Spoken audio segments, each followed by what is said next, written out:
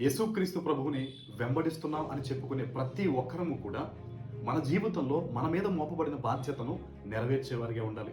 కొంతమందిని చూసినప్పుడు వాళ్ళ జీవితంలో వాళ్ళకి అప్పగింపబడిన బాధ్యత వారు నెరవేర్చరు. అందుకనే బహుశా చాలా ఆశీర్వాదాలకి వారు దూరం అయిపోతూ ఉంటారు. బైబిల్లో రూతు గ్రంథాన్ని మనం ఒకసారి చూస్తే, తల్లిగారు రూతు గారిని ఒక్కసారి జ్ఞాపకం చేసుకుంటే, తన ఇంట్లో తన మామగారు కానీ తన భర్త కానీ తన మరిది కానీ చనిపోయినప్పుడు తన అత్తగారిని విడిచిపెట్టకుండా, నువ్వు ఎక్కడికి వెళితే అక్కడికే వస్తాను, నీతోనే ఉంటానని చెప్పి తన బాధ్యతను ఎంత గొప్పగా పోషించిందో రూతు గ్రంథాన్ని చూస్తే మనకు అర్థమవుతుంది. మరి అటువంటి వ్యక్తి కలిగిన ఆ లక్షణాలు కలిగిన రూతుని దేవుడు విడిచిపెట్టారండి? లేదే. జీవితం అంతా అయిపోయింది అనుకున్న రూతు ఆ యొక్క పరిస్థితుల్లో జీవితంలో మరలా దేవుడు అద్భుతంగా నూతన జీవితాన్ని ఇచ్చారు. ఈరోజు నీ జీవితంలో కూడా నీ బాధ్యత, నీ మీద దేవుడు పెట్టిన బాధ్యత, ఒక అత్తగారిగా ఉన్నా, ఒక కోడలిగా ఉన్నా, ఒక భర్తగా ఉన్నా, నువ్వు ఏ బాధ్యత అయితే నీ మీద ఉందో అది సక్రమంగా నీవు పోషించినప్పుడు దేవుడు ఖచ్చితంగా నిన్ను దీవిస్తాడు.